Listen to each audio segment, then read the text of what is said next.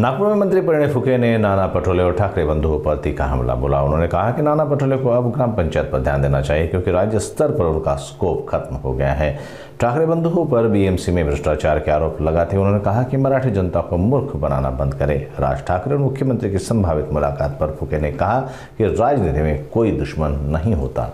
उद्या संध्याकाळी म्हणजे उद्या दिनांक 30 जुलैला संध्याकाळी 9 वाजता दिव्या देशमुख नागपूर एअरपोर्टला येणार आहे आणि तिचं संपूर्ण महाराष्ट्रातील चेस फेडरेशनच्या माध्यमातून, चेस असोसिएशनच्या माध्यमातून, प्रत्येक जिल्ह्याच्या चेस असोसिएशनच्या माध्यमातून आणि जे चेस प्लेयर्स आहे नागपूर पूर्ण महाराष्ट्रामध्ये सगळे तिच्या स्वागताकरता उद्या एअरपोर्टला येणार आहे आणि त्यांच्यासोबत अनेक युवक युवती या त्या स्वागतामध्ये सामील होणार आहे।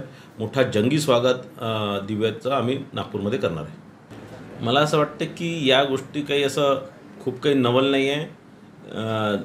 दोघं भाऊ आहे, दोघे चुलते आहे आणि दोघे एका दुसऱ्यांच्या घरी गेले त्याला काही नवल नाही आहे। राजकारणामध्ये तुम्ही जनतेसाठी काय करता किंवा या मुंबईसाठी तुम्ही काय केलं आहे हे यांनी सांगितलं पाहिजे। मागील अनेक वर्षापासून ज्या प्रकारे यांच्या हातात महानगरपालिकेची सत्ता होती आणि ज्या प्रकारे यांनी इतके मोठे मोठे घोटाळे केले, मिठी नदीचा असणार किंवा रस्त्यांचा घोटाळा असणार किंवा आणखीन बाकी सगळ्यांचं मोठे मोठे जे भ्रष्टाचार केले याचं उत्तर या दोघांनी दिलं पाहिजे आणि मुंबईच्या जनतेला आणि मुंबईच्या मराठी माणसाला कुठेतरी मूर्ख बनवणं बंद केलं पाहिजे।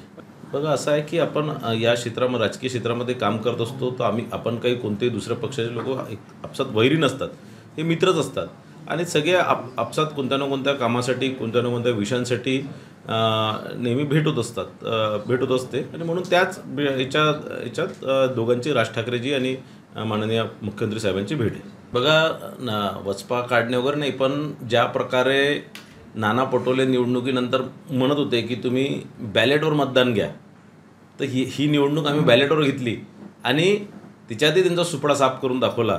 या माध्यमातून नाना पटोलेंनी आपली जी या निवडणुकीत ते जे पराजय झाले ते त्यांनी आपली हार मानून घेतली पाहिजे आणि आता जो जनतेने जो निर्णय दिला त्याला स्वीकृती केली पाहिजे।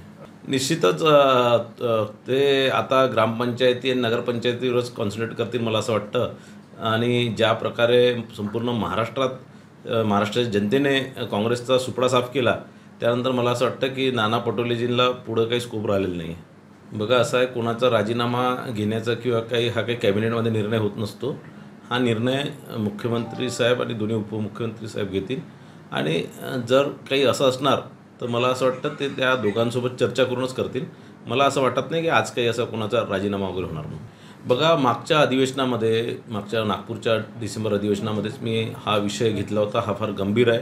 आपण जर बघितलं तर अनेक अधिकारी कर्मचारी दिवसभर सोशल मीडियावर असतात, एकेकाने 2-2 कॅमेरा घेऊन सोबत फिरतात, ते कसे चालतात, कसे बोलतात हे सगळं शासकीय कार्यालयामध्ये करत होते किंवा शासकीय वाहनांचा उपयोग करून सिंगम सारखं ते वागत होते आणि कुठेतरी या सगळ्याला बंदी आली पाहिजे म्हणून आम्ही हा विषय मांडला होता आणि काल या संदर्भातला एक सर्क्युलर राज्य शासनाच्या माध्यमातून निघाला आहे आणि या माध्यमातून त्या अधिकाऱ्याला कोणती बंदी नाही आहे, पण किंवा सरकारवर टीका करणं तर तसंही कोणत्या अधिकाऱ्याला अलाउडच नाही आहे, पण ज्या प्रकारे ते स्वतःचा गवगवा करत होते, स्वतःला ग्लोरिफाय करत होते, हे सगळं आता याच्या पुढे बंद होणार।